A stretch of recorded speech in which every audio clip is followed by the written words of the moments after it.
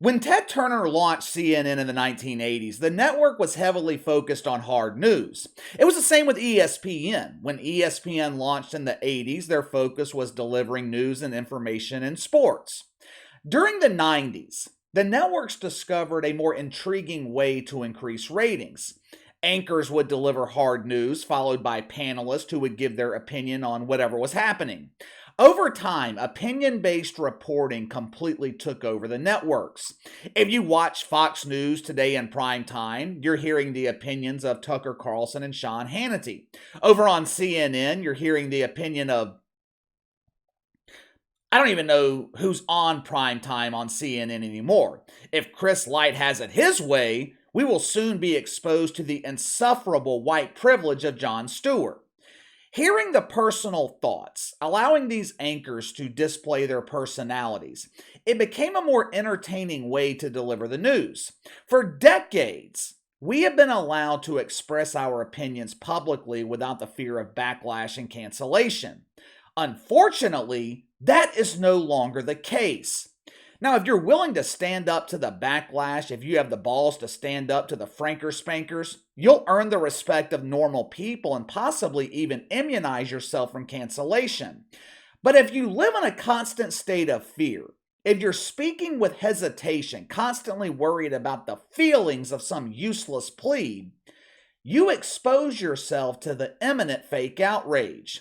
We have one rule here on the channel. We call it the Golden Rule. You guys that have been with me for a while can probably recite it verbatim. Let's say it all together now. The Golden Rule here on the channel. You never, ever, ever, ever, ever, ever apologize to the shit fucks. Never. I don't care if you're wrong. You don't apologize. No matter how badly you mess things up, you don't apologize. Now, you can apologize to normal people. You can apologize to friends and family. But the plebes are never deserving of an apology.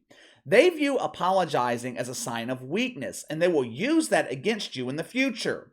Summer of 2021, Stephen A. Smith, he publicly apologized for saying Shohei Ohtani would never be the face of Major League Baseball because he doesn't speak fluent English. Now, that sentiment, that one statement, sparked fake outrage on Twitter. Stop Asian hate! Stop Asian hate!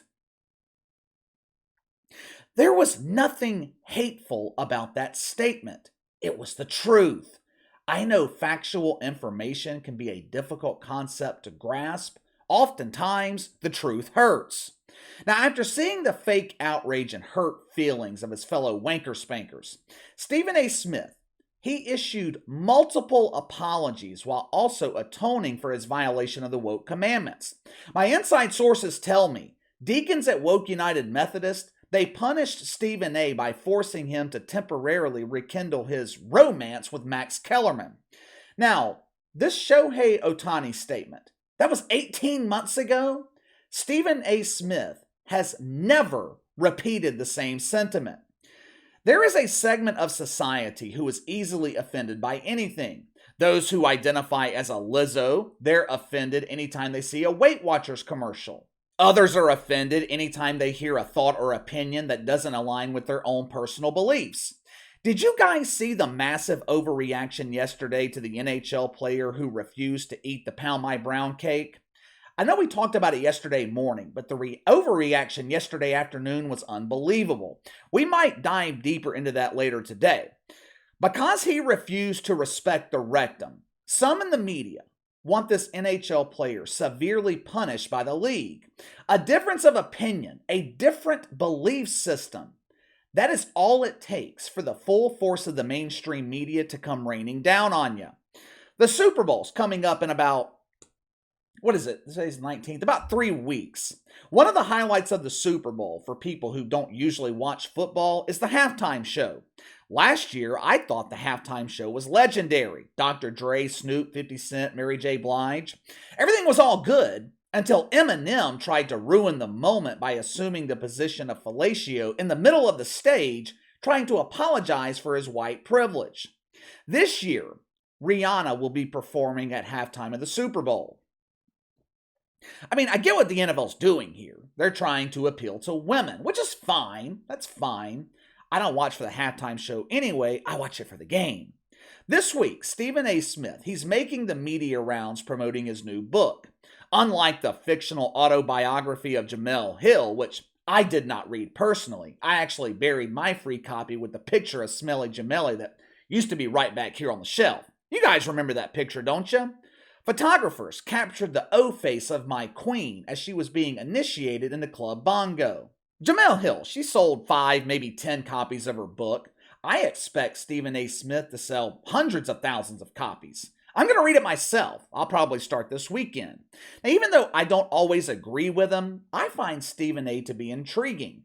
I couldn't give a fuck less about the life of Jemele Hill, but I'm interested in the autobiography of Stephen A. I like learning about successful people, where they come from, how they got to where they are today. But anyway, Stephen A. making the media rounds promoting his new book. He was on Howard Stern earlier this week. I'm sure Stephen A. was sitting in an empty studio while Howie was hiding in his basement, living in fear, cuddled up with his emotional support Fauci. After his appearance on the increasingly irrelevant Howard Stern show, Stephen A. stopped by to see Sherri Shepherd. Who? KC, Sherri Shepherd is a legend. She used to be one of the yentas polluting the airways on The View. Oh yeah, I had actually forgotten about her. There were just so many legendary moments from her 7 years on The View, like the time paramedics had to give her CPR live on the air after she was overexposed to the flatulence of the whoopee cushion. Luckily for Sherri Shepherd, she managed to escape from the toxic yentas on The View. She was named the replacement for Wendy Williams. They even changed the title of the show for her. They came up with a captivating title for the new show, Sherri. Oh, how original. Stephen A. Smith took a seat on her couch yesterday, ready to be interviewed. It was unfamiliar territory for him. He was the only birthing person in the studio, born with a natural set of Franken beans. Now, there were a couple of women in the audience with surgically enhanced appendages. The rest of the audience was made up of actual, real women. Sherri Shepherd, Stephen A. She asked Stephen A. Smith for his opinion of Rihanna performing at the Super Bowl. He was highly complimentary of Rihanna, said many nice things about her, but none of that mattered. The only thing that mattered to the yentas in the audience and the male birthing persons on Twitter was the natural comparison Stephen A. Smith made. Watch it for yourself. Ladies and gentlemen, she's a lot of things. She's spectacular, actually. Yes. And congratulations on new mamahood. Yes. There's one thing she's not. Uh-huh. She ain't Beyonce. I know she's not Beyonce, but wait a minute. Hold on. Steven. The only reason I brought up Beyonce Yes. is because Beyonce recently performed at the Super Bowl. Yes. Ooh, how offensive. Stephen A. Smith doesn't think Rihanna is as good as Beyonce. I don't know about you guys, but I lost sleep last night after watching this. I just could not believe Stephen A. would openly express his personal music taste on national television. The nerve of this birthing person. Doesn't he know it's a violation of the woke commandments to compare two black women to each other?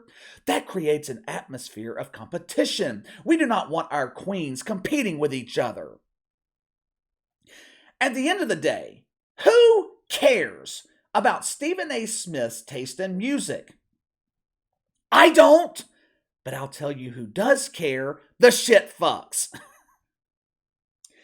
After hearing the fake outrage from the live studio audience, Stephen A. Smith, he immediately started backtracking on his opinion. After this interview was over, Sherri Shepherd allowed him to borrow her woke shovel so Stephen A. Smith could dig his humiliation hole deeper. Watch this for yourself. I just got out of a first take, and I saw some headline that's circulating all over the place about my quote that Rihanna ain't Beyonce. See, I'm gonna own it. I know what y'all trying to do. but I'm going to own it because I get paid to speak for a living, so I need to be more careful. I want Rihanna to know you're a superstar. You're sensational. You're spectacular. You're no joke. And you are a worthy person to be doing the Super Bowl halftime show. Having said all of that, I was answering a question from Sherry Shepherd, who took over the Wendy Williams show and now got her own thing going, and I'm very proud of her. And she asked me with a bunch of sisters in the audience what she asked me. Now, I'm a Beyonce fan. I think that Beyonce is not only a phenomenal performer, the phenomenal performer. And the only reason any kind of comparison came into play is because Beyonce performed at halftime of the Super Bowl, not just by herself, but one separate Super Bowl performance with Bruno Mars and Coldplay. What the hell was that? What the hell was that? Dude! I know I'm often critical of Stephen A. Smith, but he's one of the few shitfucks in the media that I actually have some respect for. Mainly because, deep down, I don't think Stephen A. is woke. I think he acts woke, so ESPN keeps paying him $12 million a year. But I'll be honest with you, I lost some respect for Stephen A. Smith here. Why are you apologizing to these people? You look pathetic. This dude is essentially begging to remain a VIP at Shay Shay's Butt Brigade. Why are you trying to justify your own opinion? Stand by what you said. Who cares if you think Beyonce is better than Rihanna? I'm more dumbfounded that you're listening to either one of them. Both Beyonce and Rihanna, they're talented, they make good music, but it's mainly targeted to women. You're not going to catch me riding down the street blasting, "If you like it, then you should have put a ring on it." My sources tell me that is one of Stephen A.'s favorite songs. He often sends it to Skippy Bebe. He's still upset that Bay left him for Shay. Apparently, during his incessant apologizing on Twitter, there was some tweet that was sent from his account that sparked even more fake outrage. I tried to find screenshots of it last night. After seeing the fake outrage, Stephen A. Smith immediately deleted the tweet. He then issued another apology, claiming someone from his management team sent the so-called disrespectful tweet. "It wasn't me. It wasn't me. I swear to God, it wasn't me. Please, please don't be mad at me." In the caption of this apology video, Stephen A. Smith said, "Apologies to Rihanna. I have to be more careful with my words." That is the problem. That right there is the problem. Be more careful with your words. You were not talking about government conspiracies. You weren't talking about social or racial issues. You were talking about your opinion in music.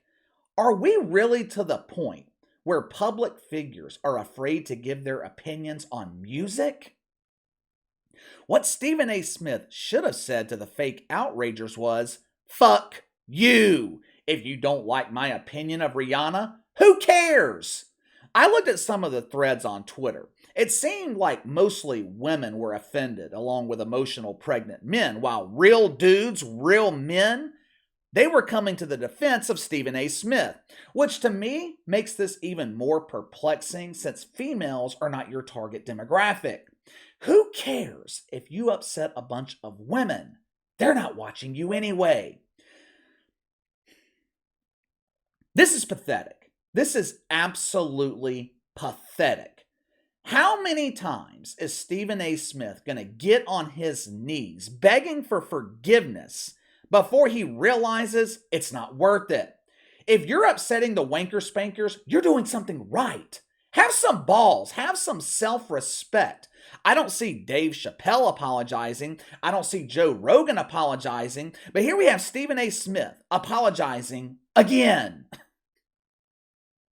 Give me your thoughts. Stephen A. gives his opinion on Rihanna, then immediately apologizes for giving his opinion on Rihanna. Sound off in the comments below. Make sure to like and subscribe. Click the notification bell to receive all notifications from the channel. Best way to contact me is by email at btlkc84@gmail.com, KC_BTL84 on Twitter. I'll see you guys later.